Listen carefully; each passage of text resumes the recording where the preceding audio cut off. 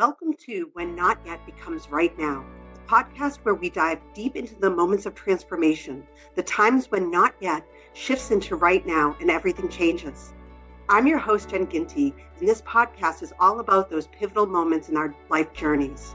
You know the ones, when the hesitation fades, when we take that first step, even if it feels like a leap. It's in these moments that growth and healing begins. Each episode will explore stories of resilience, moments of clarity, and the sparks that ignite real change. From personal experiences to expert insights, we'll uncover how people navigate the complex journey we call life and come out stronger on the other side. Whether you're searching for that spark in your own life or just curious about how change unfolds for others, you're in the right place.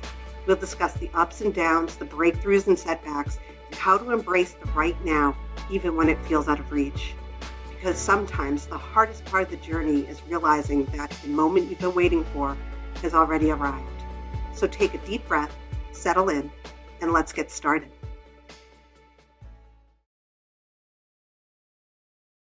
Hello, welcome to When Not Yet Becomes Right Now. I'm Jen, and today we're speaking with Natalie Jovanic. Natalie is a registered master therapeutic counselor and trauma recovery coach who specializes in helping individuals worldwide who have experienced trauma and loss.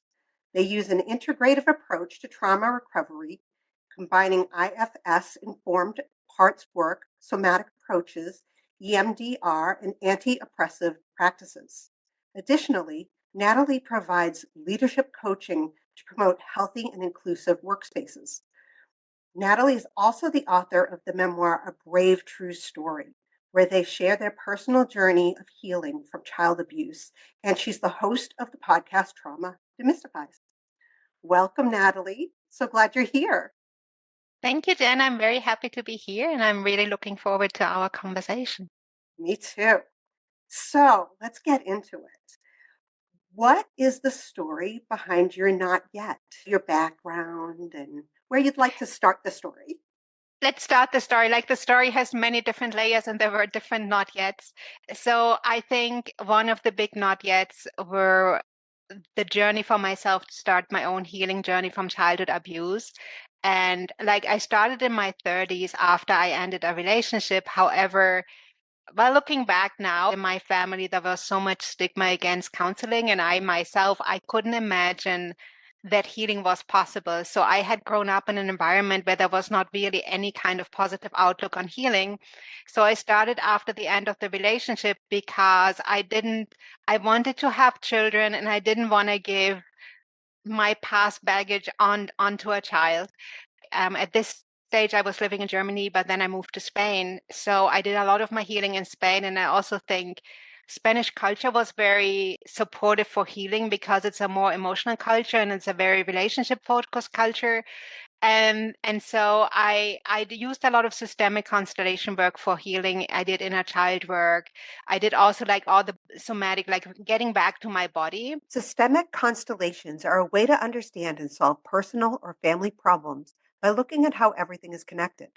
In a session, people use other participants or objects to represent family members or important parts of their life.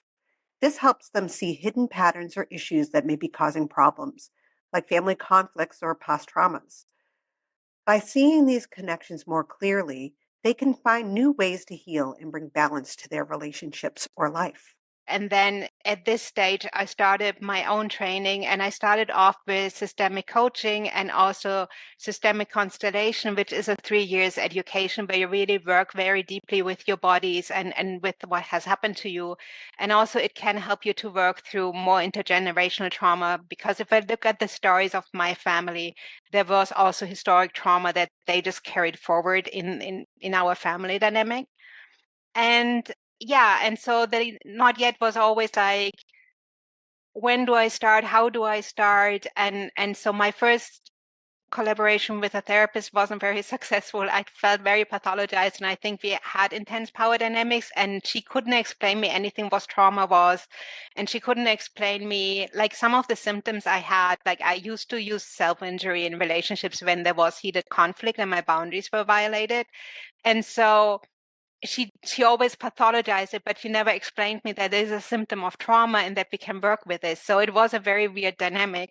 When I started with systemic work, and the first time there came the concept of parts work in a child, it really resonated with me, because internally, I think I was aware that my inner world was, I'm not sure whether comparison, more fragmented. Like I could resonate with fragmented parts. When I was younger, I read a memoir from somebody who was diagnosed with DID. And what really resonated with me was the different parts, and like I was aware of them. So I don't live with DID, but it was really helpful for me to understand, oh, fragmentation is really something that other people also experience, Yes. not only me.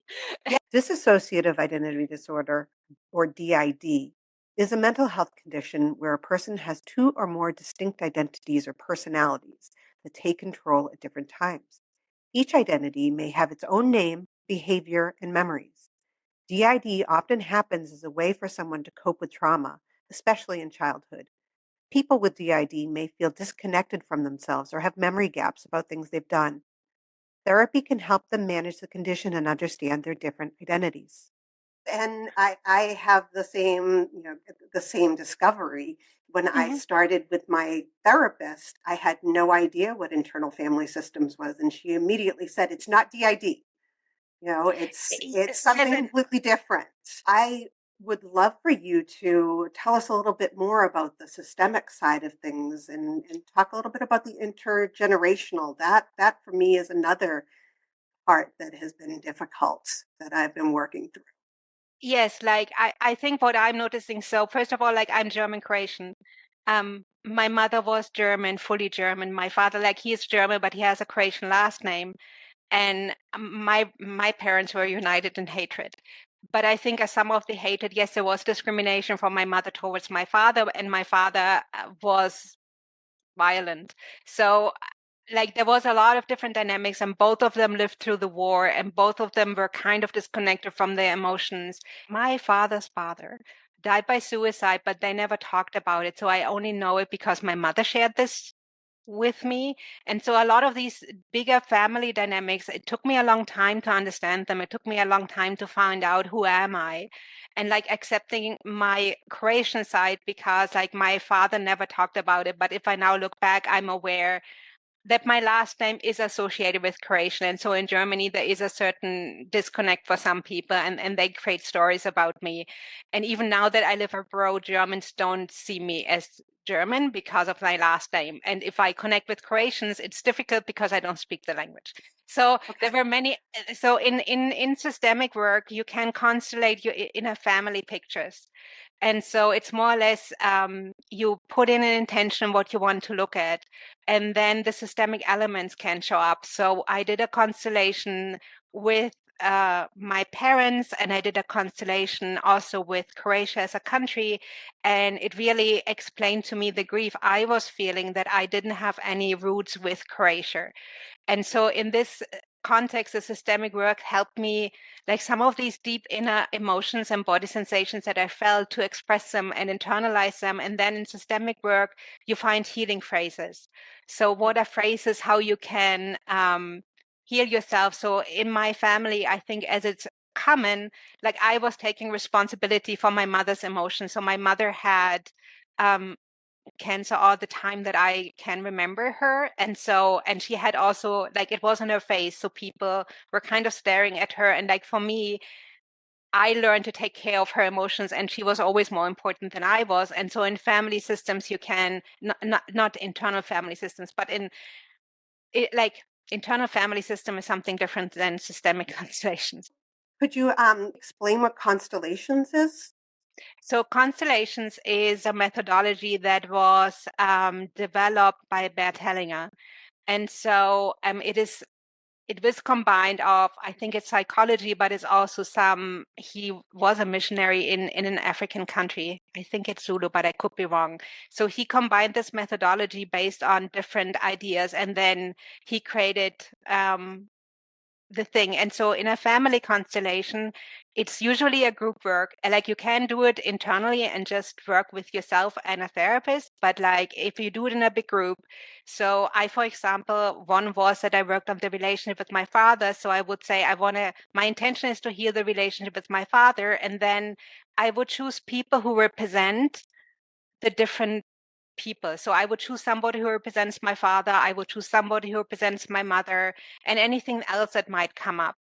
And so this was really helpful for me to understand in a picture. So what showed up in one picture was my own sense of powerlessness because of the violence that happened in my family. So I'm my nervous system was used to be in a fawn or freeze response, and so it really showed up in a constellation. And so then we worked with this dynamic, and it helped me to see it and understand what was happening inside of me, because I wasn't fully aware that I was in a freeze or fawn response, or that I felt that powerless.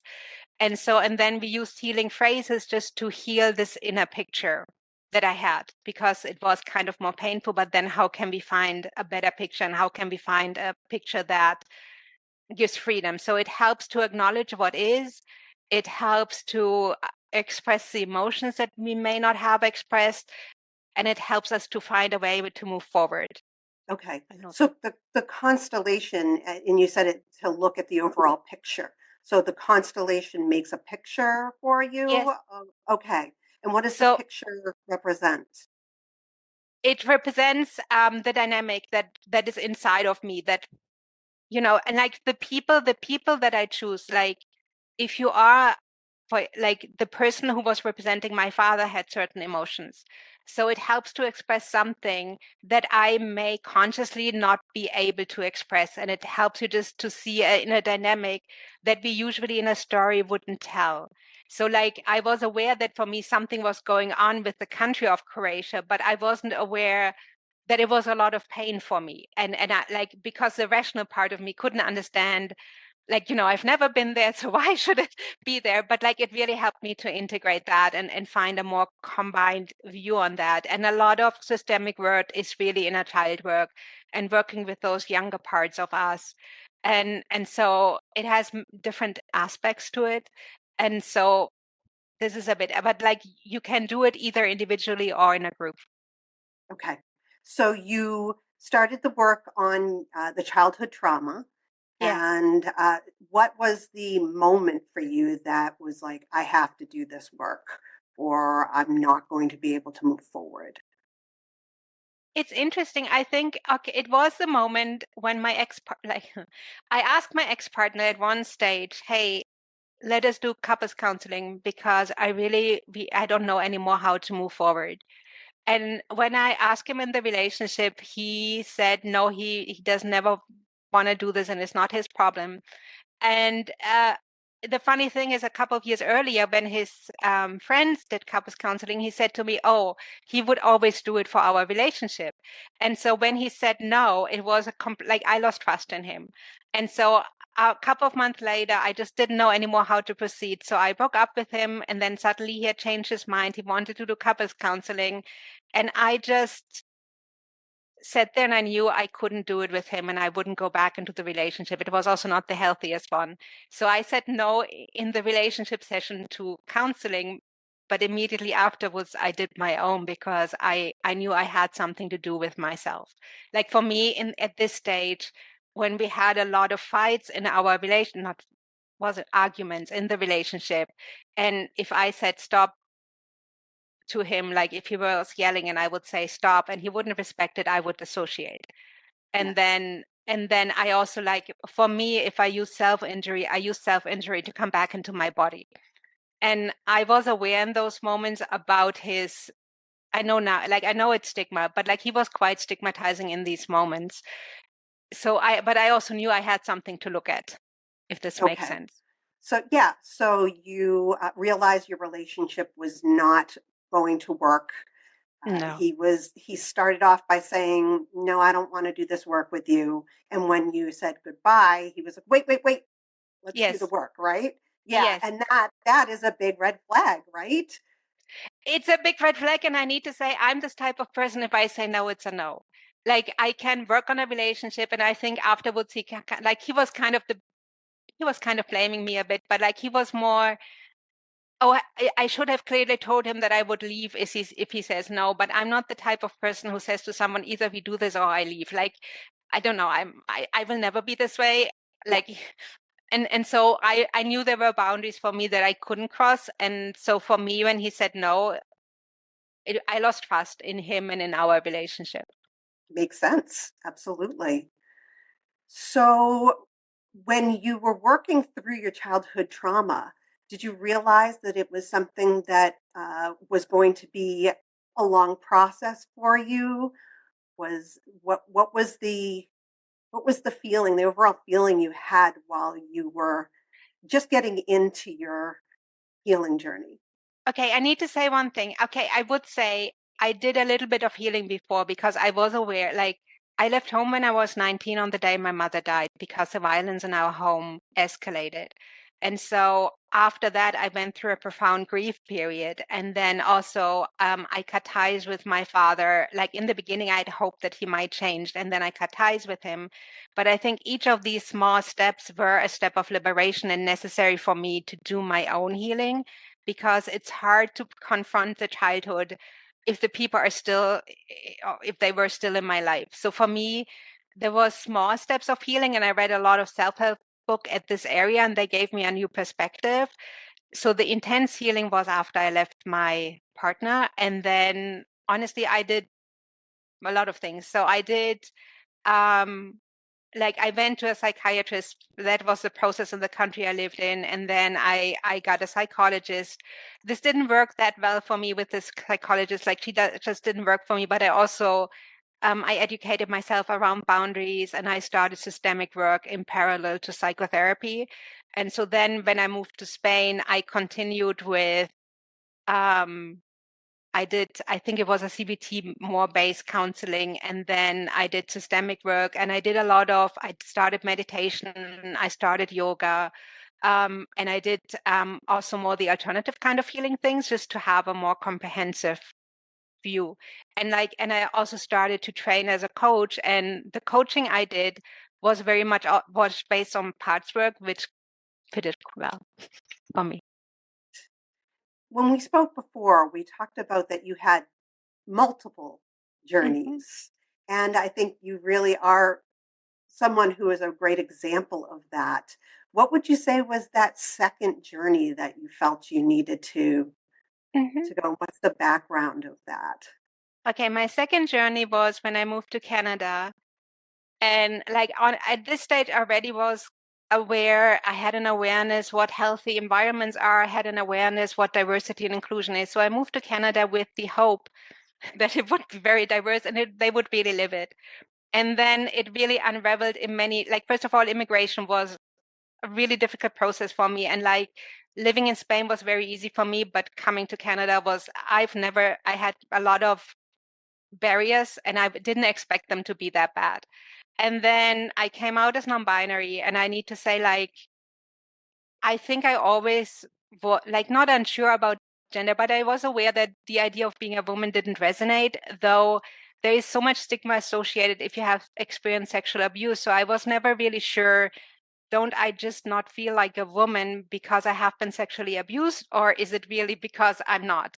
So at that stage, I had the confidence that I was aware, no, it has nothing to do with the sexual abuse. It just, I'm not a woman. And I came out as non-binary, and I lost everyone I knew at the moment I came out. And then I faced also this, like, I don't know, the harassment from society. So I wanted to create a group for other queer folks and allies so that we can hang out and just have meaningful conversation. So in the first, there came a woman, and she felt kind of weird to me. And afterwards, I asked her, like, what is her role in allyship? And then she more or less told me that she wants to see me dead. And she wrote me a long kind of email on what a horrific human being I am because of my gender identity. Uh, Was this person someone who you said you had started a group? Was this someone who Yes, had she joined showed the up. group? Yes, she entered the group, and then I spoke with other queer folks, and then they explained to me that this is commonly happening. So people this is what I don't understand. So if I don't like a certain group, I don't show up to the meetings. And so I thought if I put in clearly for whom it is, that people like her wouldn't show up. But then I learned from other queer folks that's common.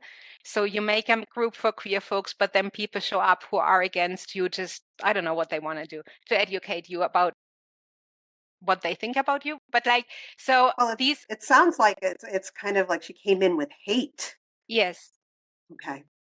So I wasn't at this stage, I wasn't used to this open hatred. I also didn't think, like, I always said to people how I experience gender, so I hardly ever used the term woman. So I didn't expect that if I just use the label, what I'm supposed to be using, that people really cut me off immediately. And so this is what I didn't expect to be that bad, but it was.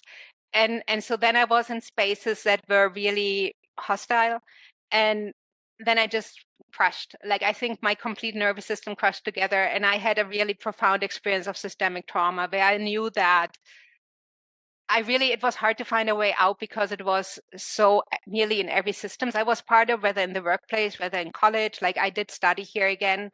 And so I know there was this one moment when I said to myself, okay, I have no idea how you can work through this, but you healed sexual abuse. You will find a way to deal with that. And so I really went back into the practice and used all the kind of things that I really practiced for healing for my family dynamic to work with the systemic dynamics. Though, like, the aspect I would say that was different is it requires more boundaries. Like, I can walk away from my family, I can't walk away from society. So it's more like, how can I empower me in the context I am in?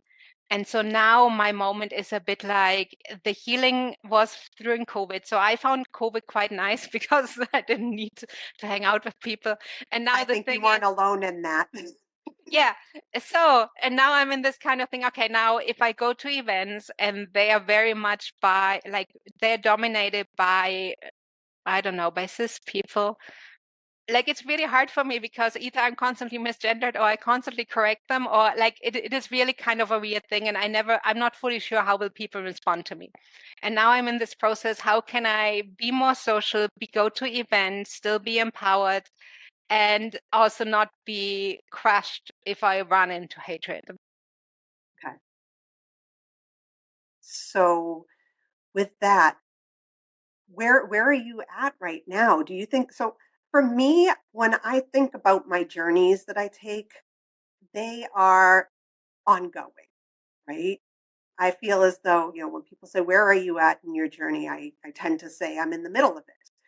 And when 20 years down the road, I probably will still say I'm in the middle of it, right? How do you feel about where you're at with the systemic hatred, I guess you would call it? Yes, like, we can call it oppression in a way. I think, okay, I would say I have worked through most of like the inner healing and the pain. And like, I think for me, the hard thing is, how can I accept something I'm not okay with? But to some degree, I have a far higher level of peace than I had in the past. Like, because if I fight with it, it won't go away. So I need, like, I think I found a good way for myself on how to navigate it. Um, and I also, like, I noticed the more I healed, the less I was affected when people go into hatred. Like, now I just walk away. There are certain things I don't need to listen to.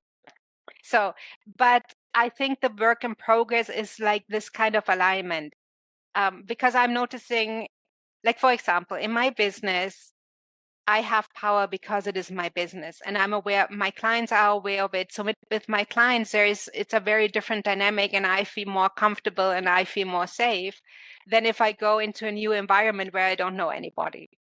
And so this is, I think, like, the work in progress is how go I more into spaces that I don't know, and how am I more open, and when do I let them go again, and when do I try again, and how do I do this and still, so that my non-binary identity doesn't feel completely overpowered by everybody. So it's more like, how can I balance my inner experience with the outside world? Okay, great. So, what would you give others? What would you tell them who are in a similar situation? How would you tell them to work on themselves so that they have a better understanding of when they go out into the world how they will react? I would say, okay, the first thing is always start where you are. Just be really honest. What do you notice in yourself? Like for me, what was really useful is understanding when do I have a trauma response? How is a trauma response influenced by the environment I am in? And then what tools do I have to get myself out of there?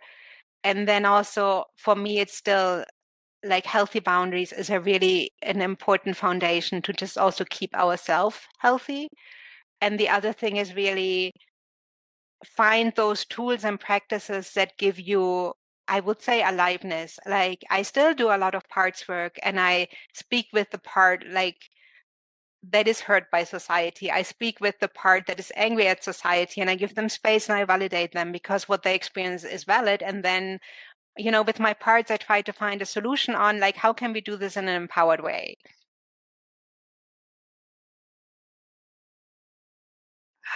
It might be really helpful to uh, describe so that others can understand the whole parts theory and how they themselves can work on that for them. Okay, so parts can be different things. So it can be younger selves of us, it can be patterns, it can be emotions, it can be behavior patterns or thoughts. So the idea is that we see these elements as parts of us and not all of us. So, for example, one of my parts that is influenced by society is a part that holds despair. And I know when the part shows up, there's a social dynamic going on that is not okay for the part. And so for me, it works well when I attach animals to the part.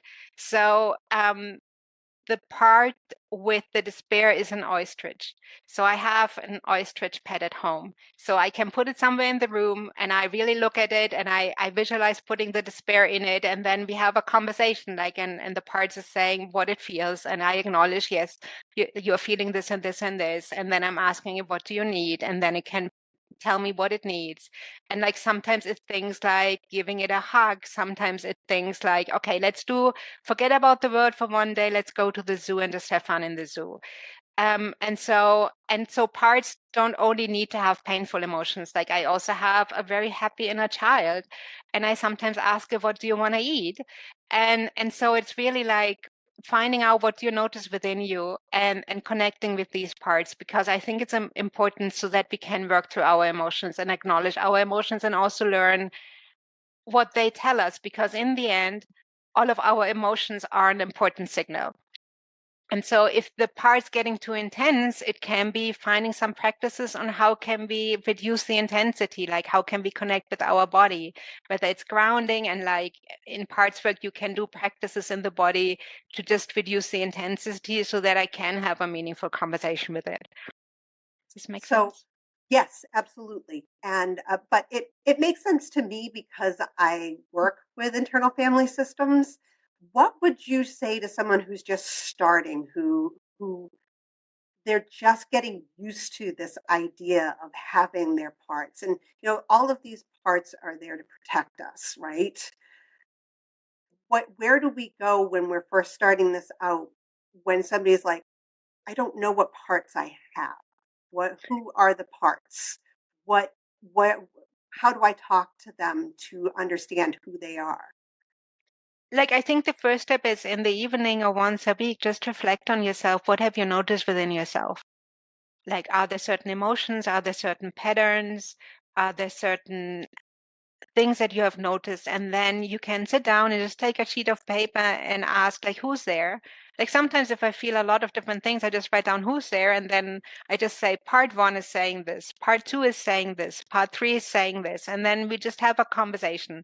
And in general, what most people experience is when they start to acknowledge it and work through it, that they suddenly feel calmer and the inner turmoil is kind of lessened, if this makes sense. And so I think I would start to identify certain habits. So for example, even if somebody notices that they are always rational, see it as a part of you and see that okay, I assume there might be some emotional parts too somewhere, but like talk to the rational part. and ask the rational part, what do you want to protect me from? Or what is your motivation? And what are you afraid might happen if you stop being rational all the time? So it's really like, it's a gentle way, and I think a lot of it is being curious about what's happening inside of us. And like, I think it's natural because we have parts that we just want to get rid of. But the truth, like the idea is to welcome all of our parts, have a connection with all of them, and start a healthy relationship with all of them. Yeah, that sounds like a great way to start the whole Yeah. process. I mean, when I'm with my therapist and we're talking about the different parts of me, I sometimes find it really hard to hear them. We'll sit and, I'll listen, but I feel like there are many parts of me that don't really want to talk. They don't want to say what's going on with them and why they're reacting the way that they are reacting in the moment. And that is fair. Like in this case, I just acknowledge the part and say, hey, I'm noticing you don't want to talk to me, and it's okay for me. And I would hope that one day you can let me know what you might need to talk to me, but I like respect the boundaries of the part. Like I think sometimes it's about setting boundaries with parts, and sometimes it's respecting the part where it's it. And like not all of our parts naturally trust us. Like there might be conflicting parts, and there might be parts that for several reasons don't trust us. I think it's a very helpful way for me to understand where where I'm at different moments because of course different parts are going to show Mhm, up in those mhm. different moments. And I highly recommend to the listeners, if you haven't read about internal family systems, you haven't heard about it, to definitely learn more about it. Like you said before, it's not dissociative identity No, disorder, which is what people commonly call having multiple personalities. I know. And like like the theory underneath, like especially when it comes to trauma and parts work, it is called structural dissociation. And so as everything in life, it exists on a spectrum. And so DID is one end of the spectrum. And then, on the other hand, might be somebody who has no parts at all, which I don't believe is true because in the end, all of us have parts. But so be aware, like, and DID in a way is also a protective mechanism from our brain to work through very painful experiences. So tell me about the book. Tell the listeners My about your book. book. Okay, I wrote my book because I was aware of the stigma, and the more I healed, the more I was aware I can't escape stigma. And on the other hand, I also don't think stigma is fair. So on one hand, I wanted to give people hope that healing is possible. And I know every one of us has a different healing journey. And on the other hand, I wanted to say, hey, yes, I am a mental health professional and I have a story. And without my story, I wouldn't even be in the profession. And so these were the reasons. Like the reason itself, I really decided to write it when I was in a systemic constellation, and the person in front said she wanted to heal sexual abuse, and then you could really hear how tense everything got in the room. And I didn't know how to say people that I like the tension isn't fair necessarily and not helpful to really support somebody through their healing journey. So this is a bit why I wrote my book. And it's in the end, it describes a bit the dynamic of my childhood, but most of it really my relationships after that, and also how the childhood abuse influenced my choices in relationships. Like I need to say, it took me a long time to realize it, but some of my ex-partners, I chose them because they felt better than my family dynamics. It doesn't mean they were healthy. But like, I think we naturally kind of try to find something that feels a bit better. It just may not still not be healthy. And then it describes my healing journey and the different things that I did in my healing. So, Natalie, tell us where we can find you. You can find me on my website. I have like my website is Bright Horizon Therapies. I also have a podcast that is called Trauma Demystified. And so people can reach out to me on the net at brighthorizontherapies.com if they want to reach out in contact. And yeah, and I'm also happy to answer any questions that we haven't clarified in our conversation. Yeah, no, that's great. I want to thank you for coming on the podcast and for sharing so much of your story and the that we have different journeys. We have Hmm. multiple journeys in our lives. So We I do. want to thank you for sharing those. And this has been a wonderful conversation. Thank you very much, Jen, for having me. I appreciated that I was here. Thanks. Natalie is a great example of how we can go on multiple healing journeys in our lives. And I truly appreciate that she has so many different ways that she has learned to cope and to help her to better understand her history, her trauma, and how she has pulled through and is now helping others to figure out their own healing journeys. Thank you so much for listening.